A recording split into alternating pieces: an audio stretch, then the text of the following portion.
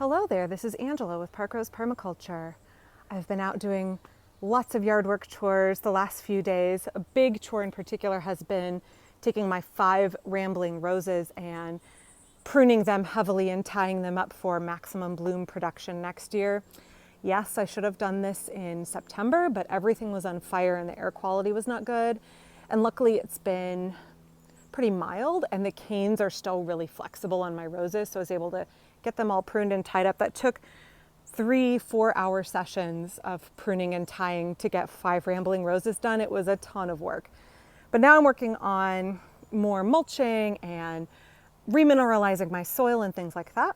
But I don't want to neglect my poultry this time of year either. It's not just the plants and the soil that need tending.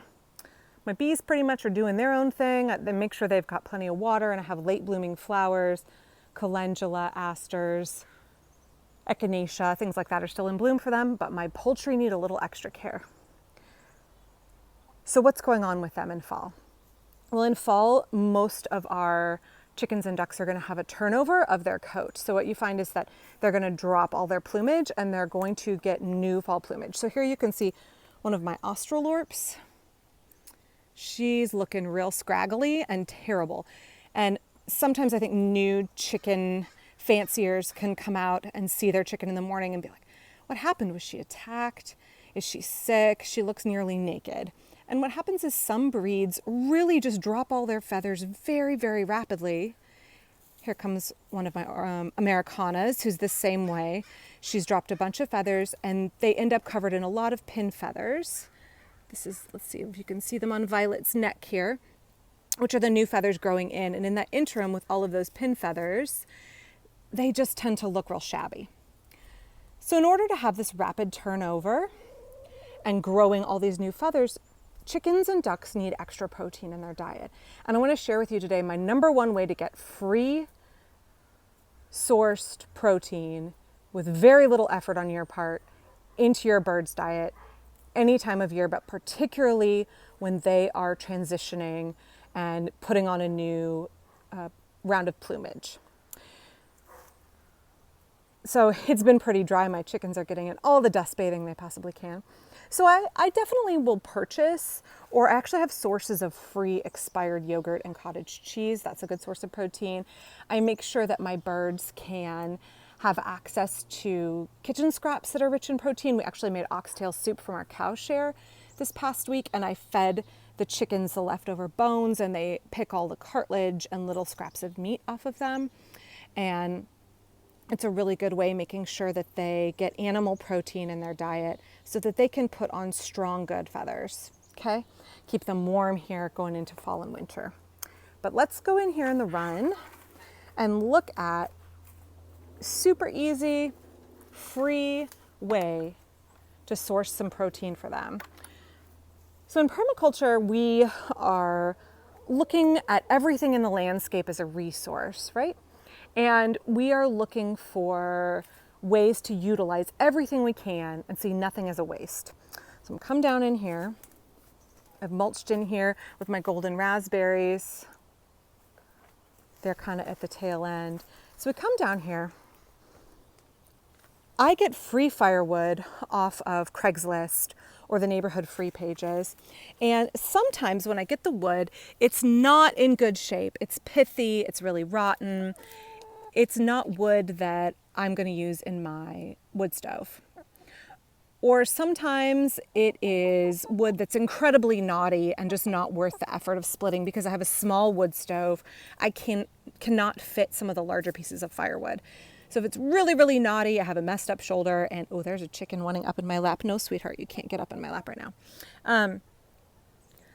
It's just not worth it for me, especially because there's so much free wood that I'm able to get.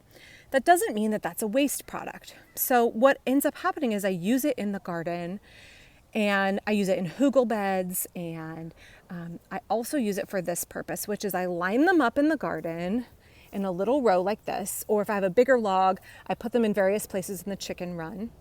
And these become a magnet for macroinvertebrates. And oh, there's a chicken on my shoulder. No, baby, get down. 2 of our chickens are very much like puppy dogs, and they get very upset if you don't hold them. You can see a maple log.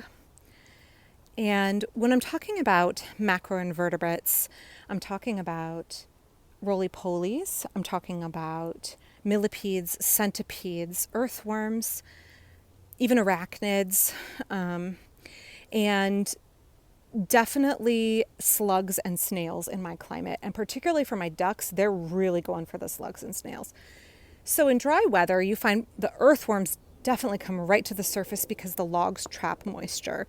And the rest of the year, everything else is going to be under there hiding.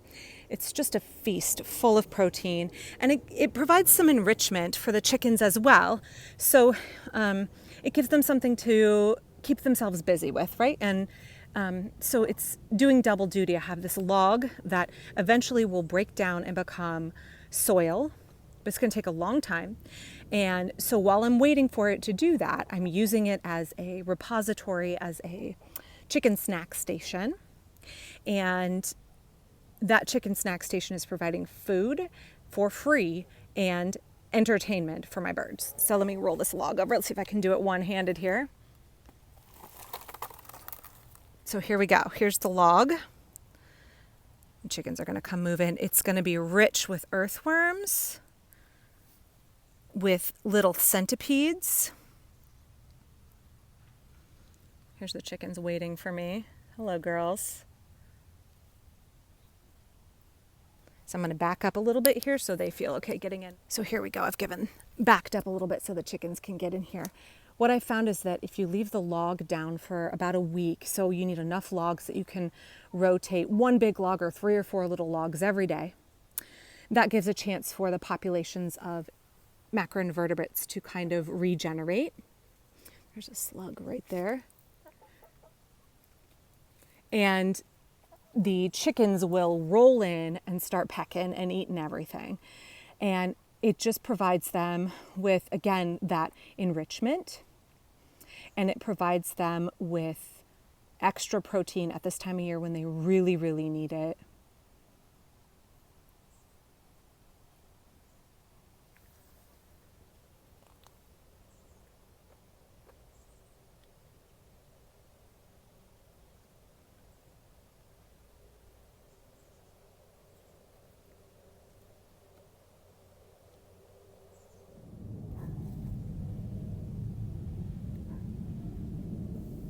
All right, well, I hope you enjoyed this video. If you learned something from it, please give it a like and please subscribe. I'm going to go roll over some more logs and let the chickens feast this afternoon. And I'll be back soon with more from my permaculture garden. Thanks.